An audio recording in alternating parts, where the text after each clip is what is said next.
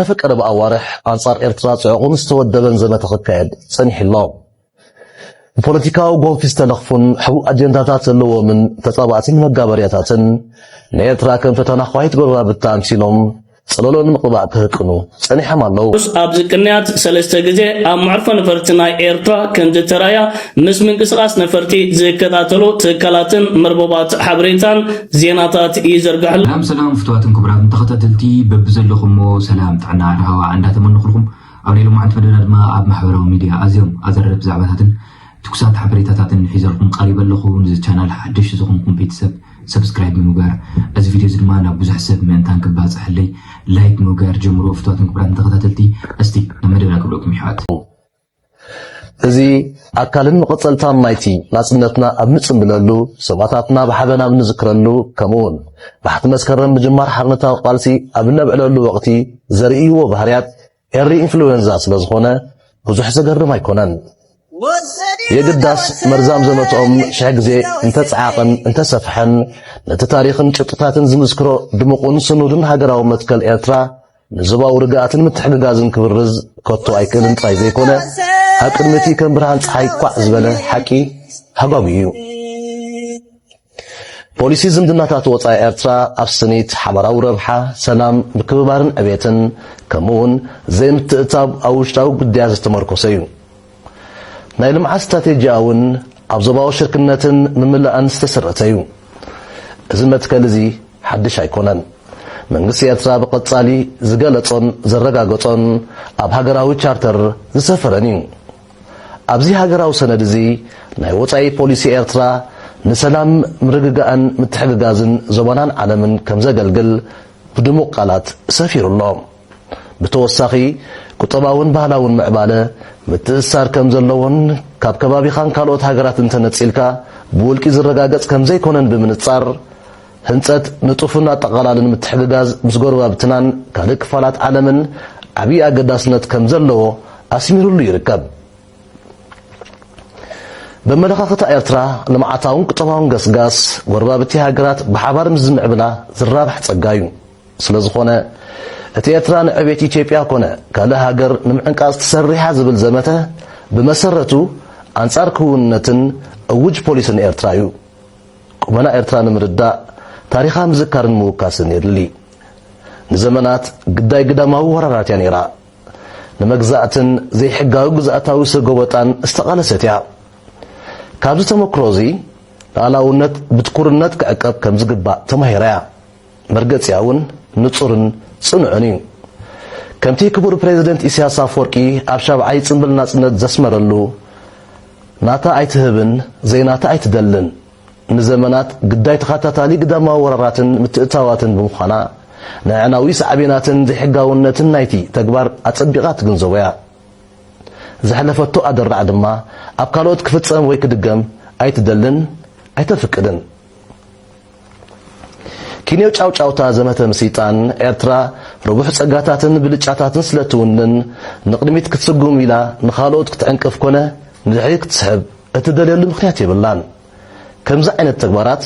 ርእሰ ምትእማን ናይ ዘይብሎም እኩያት ባህሪ እዩ ኤርትራ ትውንኖ ናይ ልምዓት ራእይ እምበኣር ኣብ ዞባዊ ርግኣት ዝምርኮስን ንዕኡ ቀዳምነትን ዝህብ እዩ መብፅዓ ንሰላምን ዞባዊ ርግኣትን ድማ ባህጊ ጥራይ ዘይኮነ ብግብራዊ ኣበርክቶ ዝተሰነየ እዩ ምክንያቱ ነባር ርግኣት ኣብ ቀርኒ ኣፍሪቃ ንሃናፂ ጽምዶ ሓበራዊ ትሕተ ቅርጽን ምትሕግጋዝን ባብ ዘርሑን ንሓበራዊ ረብሓታት ዘገልግልን እዩ ኢላ ስለተኣምን እቲ አንጻር ኤርትራ ዝቐንዐ እዱድ ዘመተ ክውንነት ካብ ዘይምፍላጥ ወይ ካብ ዘይምርዳእ ዝነቅል ጥራይ ጌርካ ዝውሰድ ኣይኮነን ፖለቲካዊ ሸቶ ንምስማር ዝዓለመ ኮይኑ ውሽጣዊ ድኻማት ዝንሰስዓቦ ጸገማት ጠንቁ ግዳማዊ ጸላእ ንምምሳል ዝካየድ ብሉይን ፍሽሉን ሃቐነ እዩ بحزب تقبل نزيب لهم سرعات بعلهم تجمعات فتيرهم كبقعو بسنك تكبراتهم نسأنو ودقف نمركب نابكالو تسلبيتهم بسم بانديران لألاونتن نبعات حرقت كنبعو برأي زي المداي كونن نيترا كم تنكي زباو زي أدن متسلامات زقبر فتنات مبقر نايز أبنتيو حبال بليا كي تقدمكي نقرو إذي شبت ألبو أم دقام قبتا حسو زمركوز زمتا مبصع إرترا نسلماو من نببار زعبلوخة ወይ ዝብርዝ ኣይኮነን ስለዝኾነ ኣብ ዘበናን ካብኡ ወፃእን ዘለዉ ተዓዘብቲ ኪንዮ ጫውጫውታ ሓሶትን ዘንቀደ ዘመተን ነቲ ብጭብጥታት ዝተሰነየ ኤርትራ ትኽተሎ መትከላት ሓሕዮም ቁኑዕ ስእሊ ክህልዎም የድሊ ክቡራት ተኸታተልቲ ናብ ሳልሳይ ንሪኦ ኣገዳሲ ዛዕባ ምስ እንሰገር ነፈርቲ ናይ ቤላሩስ ኣብ ዝቅንያት 3 ግዜ ኣብ መዕርፎ ነፈርቲ ናይ ኤርትራ ከም ዝተራያ ምስ ምንቅስቓስ ነፈርቲ ዝከታተሉ ትካላትን መርበባት ሓበሬታን ዜናታት ይዘርግሕለው ብመሰረት እዚ ወጪ ዝርከብ ዘሎ ፀብፃባት ካብ ቤላሩስ ዝተበገሳ ዓበይቲ ናይ ጽዕነት ነፈርቲ ኣብ ጅዳ ስዑድ ዓረብ ድሕሪ ምዕራፍ ኤርትራ ዝርከቡ መዕርፎ ነፈርቲ ከተማ ኣስመራን ወደባዊት ከተማ ባፅዕን ጽዕነተን ራጊፈን ናብ ቤላሩስ ከም ዝተመልሰም ኣብ ፀብፃባቶም ጠቂሶም ዝርከቦ እዚ ዝግበር ዘሎ ከምዚ ዓይነት ምንቅስቓስ ቤላሩስ ሓንቲ ካብተን ኣፅዋራት ብምምልላስ ትፍለጥ ሃገርያ እዘን ናይ ቤላሩስ ነፈርቲ ካብቲ ሃገር ተበጊሰን ጅዳ ስዑድ ዓረብ ብምዕራፍ ኣብ ኤርትራ ብምቕናዕ ጽዕነተን ዘራግፋሉ ዘለዋ ኩነታት ከዓ ኤርትራ ሓደሽቲ ዕጥቅን ኣፅዋራትን የትያ ክትከውን ዝለዓለ ተኽሎታት ከም ዘለዩ ትንታነታት ዝቐርብ ዘሎ እዚ ወጪ ዝረከብ ዘሎ ከምዚ ዓይነት ዜናታት ነቲ ዓውሊ ጽቢቡ ዝረከብ ዘሎ ስርዓት ብልጽግና ዳግም ኣነቓኒቆ ይርከብ ከም ዝፍለጥ ኣብ መንጎ ኢትዮጵያን ቤላሩስን ኣብ ጉዳይ ወተሃደራዊ ኣፅዋራትን ካልእ መዳያትን ስምምዓት ተኸቲሙ ነይሩ መንግስቲ ቤላሩስ ንኢትዮጵያ ዘይሰርሓ ነፈርትን ዝዓክስ ኣፅዋራትን ክሸጠሉ ስለዝኻለ ክልቲኦም መንግስታት ኣብ ምስሓብ ተጸሚዶም ይርከብለው ኣብዚ ዝሓለፈ መዓልታቱን ኣብ ዜናታት ናባኹም ኣቕሪበዮም ጠቂሰ ነይረ ሕጂኻ እዚ ናይ ቤላሩስ ነፈርቲ ኣብ ኤርትራ ተራእየናሉ ዝርከባ ዘለዋ መንገዲ ኣብ ርእሲ መንዳዓት ጉርንጉሪት ንስርዓት ብልጽግና መመሊሱ ኣናዋጽ ኮይኑ ይርከብ ብልጽግና ብሰበብ ባሕርን ኣፍደገ ባሕርን ናብ ኤርትራን ሶማልን ካልኦት ጎረባብቲ ሃገራትን ፈተነታት ከካይድ ምጀመረ ምስ ሃገረ ቤላሩስን ካልኦት ሃገራትን ወተሃደራዊ ስምምዓት ብምኽታም ኣፅዋራት ብልቓሕ ናብቲ ሃገር ክጓረት ጸኒሕና ኣሎን ካብ ቤላሩስ ደምፀን ነፈርቲ ኩናትን ካልእ ኣፅዋራትን ግን ከምቲ ዝድለ ክሰርሕ ስለዘይካለ መንግስቲ ቤላሩስ እውን ንስርዓት ብልጽግና እቲ ዝኣተወሉ መብፃዕታት ከተግብር ስለዘይካለ ክልቲኦም መንግስታት ኣብ ምስሓብ ተጸሚዶም ይርከብለው ነፈርቲ ናይ ቤላሩስ ኣብ ኤርትራና ተራእየናሉ ዝርከባ ዘለዋ መንገዲ ወጪ ዝርከብ ዘሎ ፀብፃባትን ዜናታትን ነዚ ዝመስል እዞም ኣብ ኤርትራ ዘለዉ ጀነራላት ንምልእቲ ኣፍሪቃ ክመርሑ ዝኽእሉ ጀነራላት እዮም ተመክሮናቶም ኩናት ዝተሳተፍዎ ንኩናት ስዒሮሞ ዝወፁ እዛ ምልእቲ ኣፍሪቃ ክንድኡ ተመክሮ ይብላ ኩሉ ኣብዚ ኣፍሪቃ ዘላ ጀነራል ብፅሑፍ እያ ተዋሂባቶ ጀነራል ተግባር ኩናት እንታይ እዩ